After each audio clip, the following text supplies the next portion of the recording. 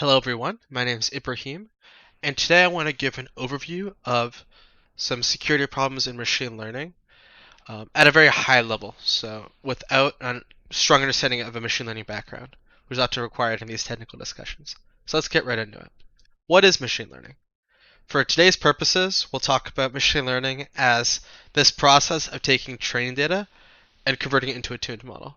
So with a more tangible example, let's imagine you have photos of cats and dogs, and you train a model that now can tell you from an unknown image if it's a cat or a dog, right? So training data to a tuned model, taking that tuned model, and letting it tell you something about unknown data. This is used all over the place in our modern society. Recommender systems is what you probably interact with on a daily basis. Google search, YouTube, Facebook, right? Taking all this content and trying to figure out what you want based off of what you've done in the past, what other people have done in the past. Vision, right? That example I mentioned with images, it's a common application. Natural language processing. So these big, large language models, we call them LLMs, like ChatGPT and Bard, have made a big splash in recent times, as well as content moderation. So this is something like you have an email coming into your inbox. Is it safe or unsafe, right? Um, so all these different data-driven tasks that we can create models to tell us something about unknown data. There are many different kinds of models. You may have heard of neural networks. There's decision trees. There's regression. There's many, many more. But for our purposes today, you don't have to worry about the model. Just kind of think about this trained data to tune a model kind of perspective, and all these very data-driven approaches. So now let's go right into how we can attack this from the data side. So the first kind of most straightforward way is by poisoning the training data. So a bias in the training data will be represented in the learning model. This is a problem in machine learning in general.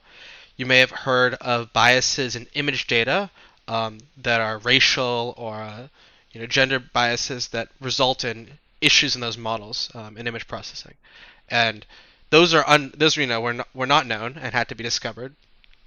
But there are cases where malicious data can be directly injected. So the most direct case of this was Microsoft had a chatbot on Twitter called Tay, 5, 6 years ago now, and the goal was to take the replies and use it to determine its next output. And it very quickly became this racist, Nazi troll, taking all these people's because all these people responded with just hateful stuff, and it just immediately went off the rails. That it shut down within a day. This is because the data was poisoned. The data you could inject whatever you wanted and change the model. And this is a very similar process to the general information flow that's changed in fake news or bots on social media, right? If you put a ton of data into a recommender system, it'll spit out, some biased form of the data if all the data is pointing one way or another. But this is all like on the trained data side. So let's say you can't influence the model itself by trained data. Let's think about input data. And I guess the social media example might be input data as well. But the more common way to think about this is something called adversarial examples. So let's talk about that content moderation example again. So imagine that there's some true world where emails are either safe or they're nefarious, right? The safe would be green here, the nefarious will be red here. So our machine learning model is going to try to learn the difference here. And it's not going to do it perfectly. It's an approximation. So maybe the line is here, but instead it learns this blue line here. So it thinks that the blue is safe, the orange is not safe. Where in reality there's a discrepancy. And in these regions here, there's a region of false positives, things that it'll think is safe when it's not, and false negatives, things that are not safe that it think, things that are safe that it will think are not safe. So if an attacker can find those regions, you can imagine in content moderation, I could send an unsafe email that's considered safe by the system. And these discrepancies can be found if you have access to the model numerically through some very specific methods in neural networks. But even without that, there's other ways, which we'll talk about in the next section. Another kind of new school attack that's starting to emerge in these large language models is when users prompt the models, they're effectively running code in the sense of like just chatting with the model.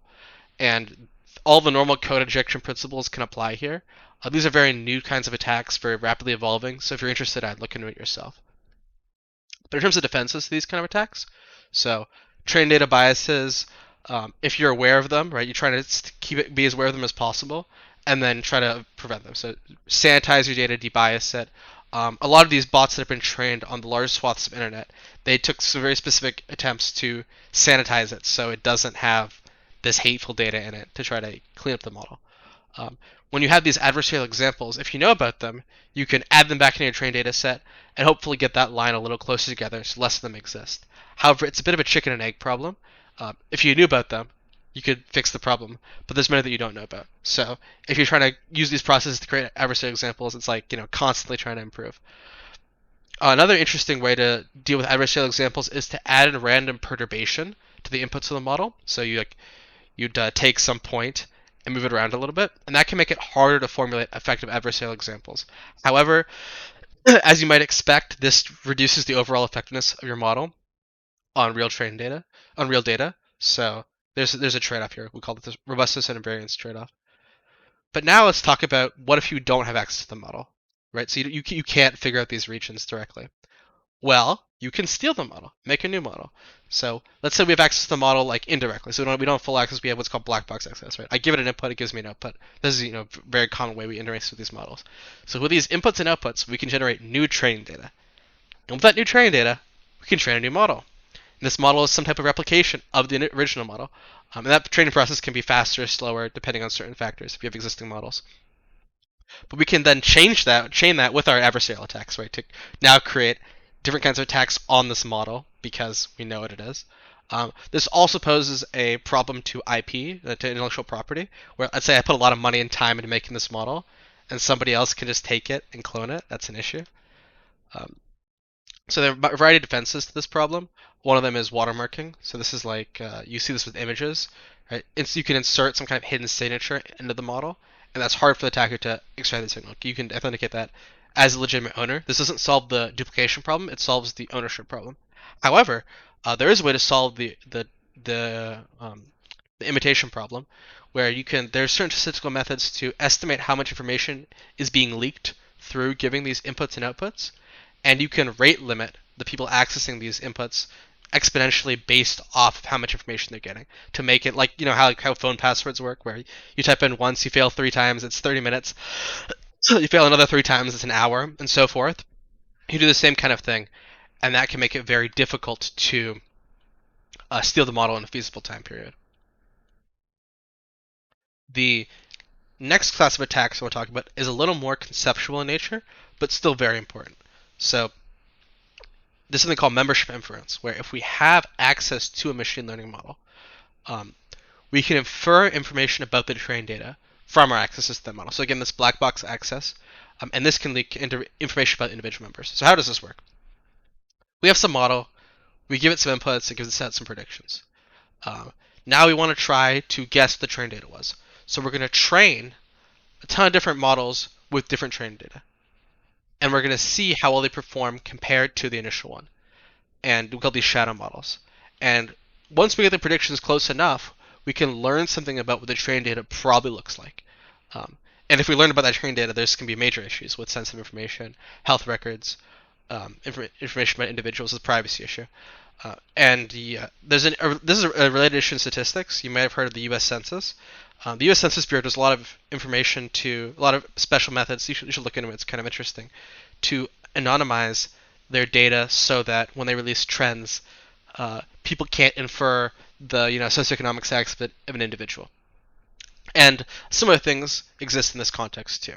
So one method to minimize this risk in general, there's something called overfitting a machine learning model, which is where if it really closely matches its trained data, in that case, obviously, if this is a very strong quality, then it'll be easier to steal, to guess the trained data.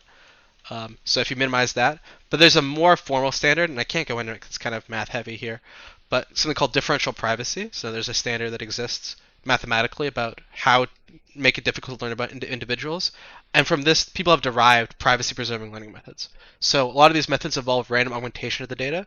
So you modify the data in some form to make it difficult to figure out. If you did figure out the initial data, it wouldn't be the same as the real data.